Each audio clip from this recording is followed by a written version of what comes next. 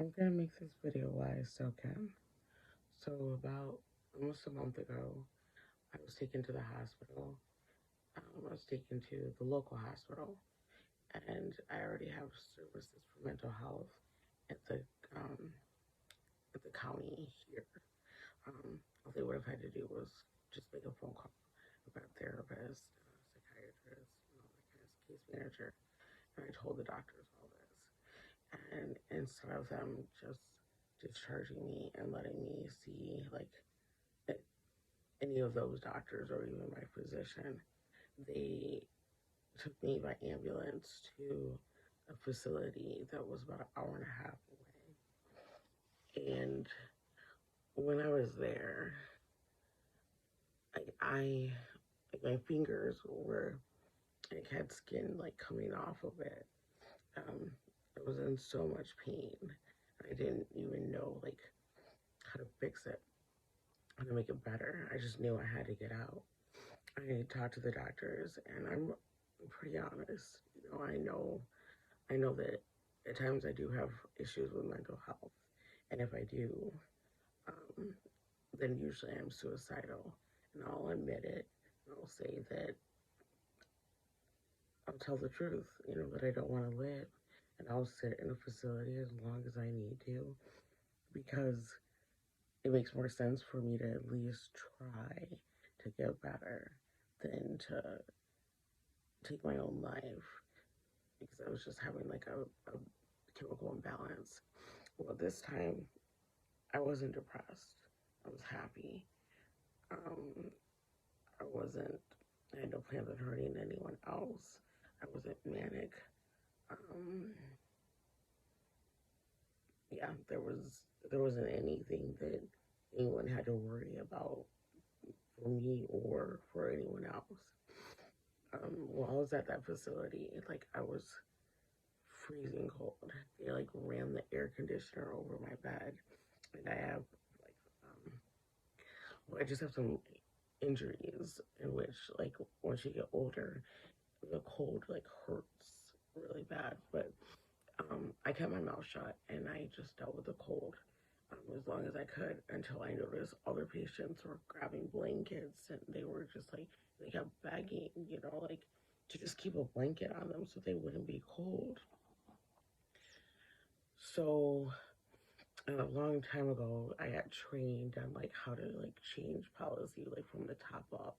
So anyway, I was able to like get the heat turned up, for some patients, but like I had to like go to like the highest person. And while I was there, I wanted to go home because I knew I needed to pay my bills so that my kids and I could have a home to go home to, and also because my granddaughter was turning 2. Um, so I had a lot of things to look forward to, a lot of like future plans. So clearly, there was no reason to like keep me.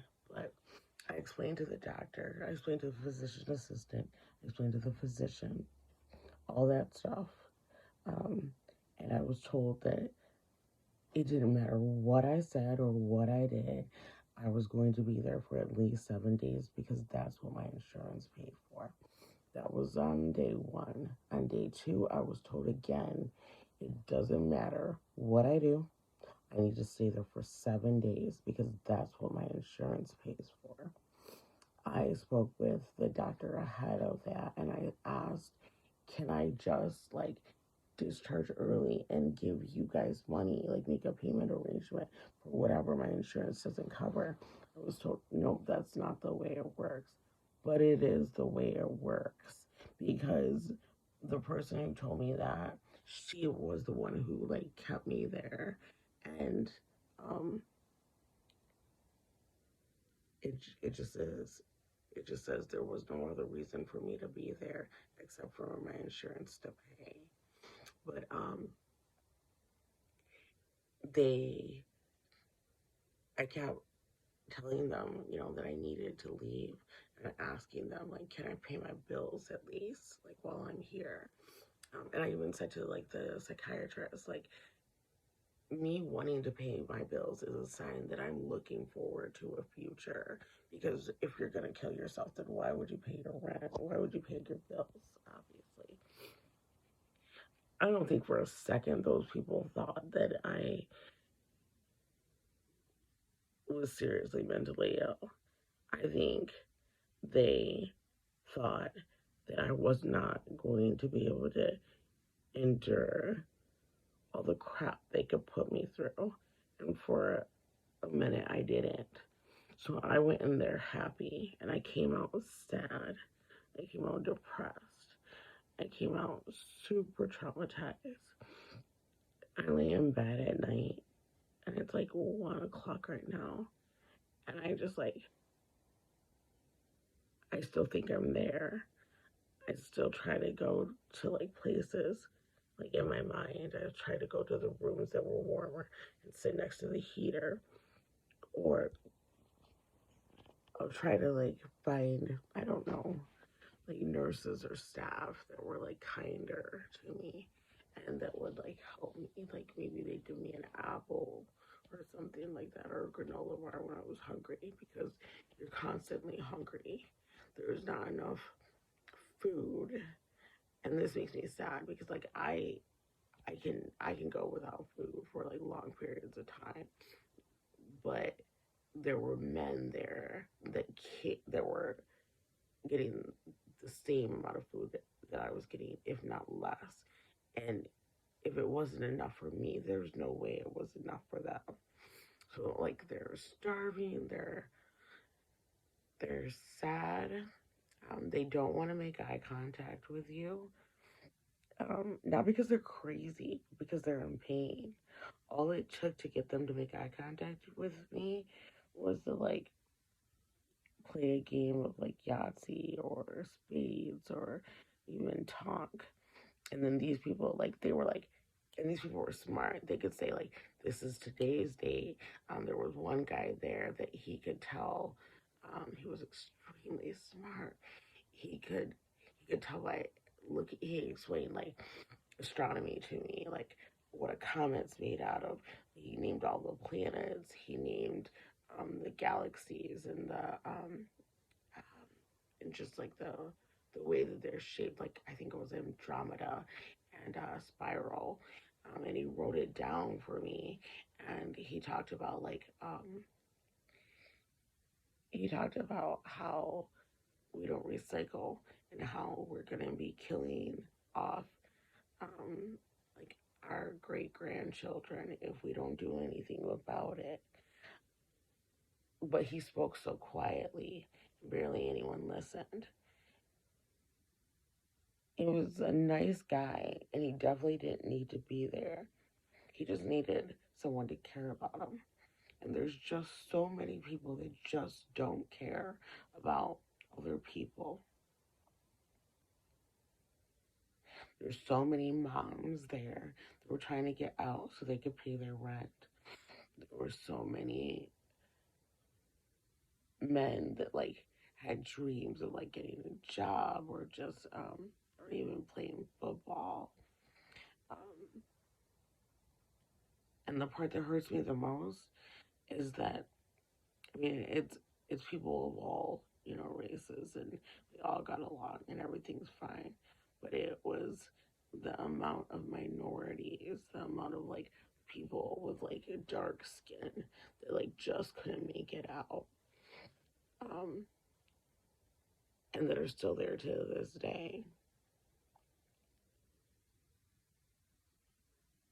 It made me sad to see anybody there, but it hurts me even more that the people that look like my kids or my nephews are the least likely to get out because they don't know how to work the system like I do. You know, they gave me shots after shots because I used the patient phone and I called and said like, can I speak to a supervisor? Can I have an ambulance? Can I get transferred to a different hospital? Um, I filled out like the recipients' rights things. Like I read the whole book and I like and the recipients' rights didn't even respond. They said that they gave me, like, so one of the rights that we have as a patient is to have an examination within 2 hours after arriving there. They never gave me an exam. They said they did, but the doctor who said he gave me an exam didn't meet me for about 3 to 4 days later. And he said to me, my name is Dr. Head, like head, which clearly told me he never met me before, because if he did, he wouldn't have introduced himself if he met me 3 to 4 days ago. It was, that's like the least of my concern. I think my biggest concern was watching the people there trying to leave, and then just getting, they go and they grab 3 needles, and the needles are probably like this long, and one needle's filled with Ativan, one's filled with Benadryl, because the other third needle is filled with the antipsychotic that you're probably going to have a dystonic reaction to. So a dystonic reaction is extremely painful. I've gone through it at least 3 times. It's so like I feel it in my jaw, in my mouth. So like if your mouth opens like this, what will happen is it will go in separate directions. It will just keep pulling and keep pulling, but you can't stop it because I don't know. It's a reaction. It's nothing you can do except for take Cogentin, or Benadryl. So I'd run into patients that were like drooling and they couldn't talk. And I'd see it because I had it in myself. And I tried as many times as I could to like take those patients and take them to the nurse and say like they're having a bad reaction. And so like dystonia or dystonic reactions are used, I learned this from a doctor, it's used to like torture people. Because it's just crazy painful.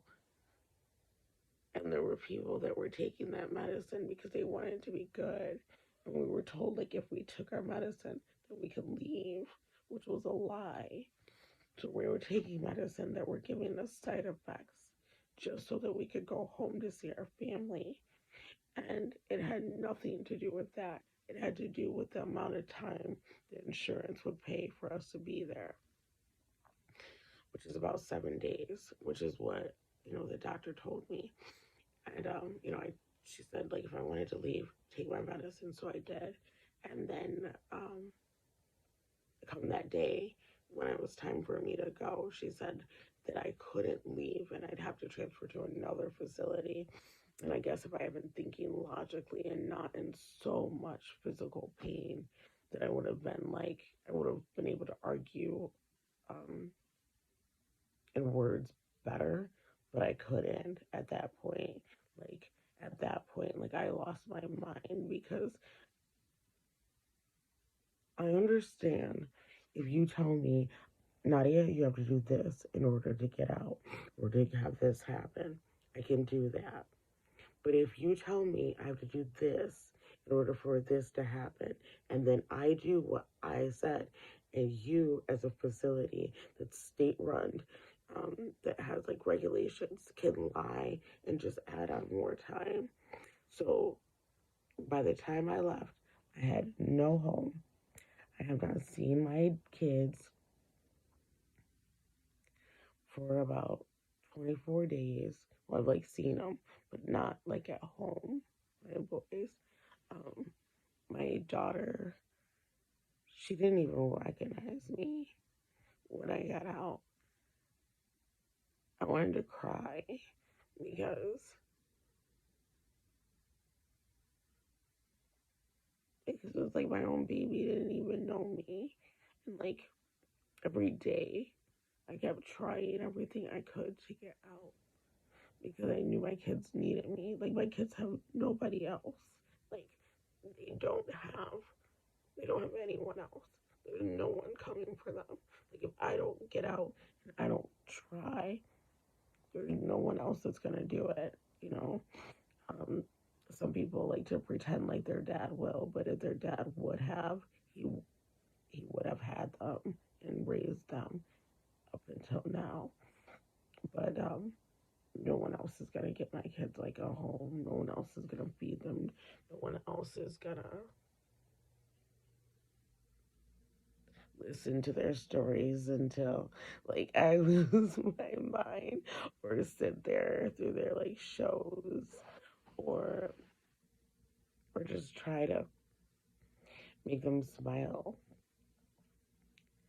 Anyway, I'm writing this or I'm doing this video because I know the process that I need to take in order to bring this facility down, but I'm tired and I'm hurt. And when I walked in, I had more than when I walked out. I was mentally healthier then than I am now. And I can go two ways right now. I can keep focusing on the past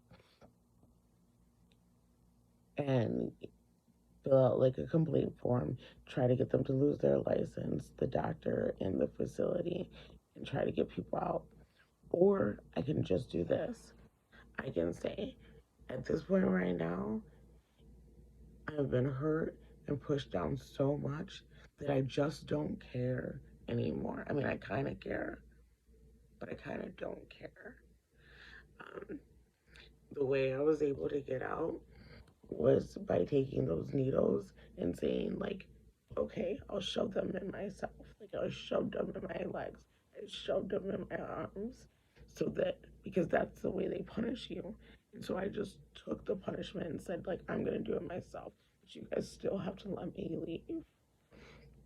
And I just kept doing like everything I possibly legally could do so that I could get out.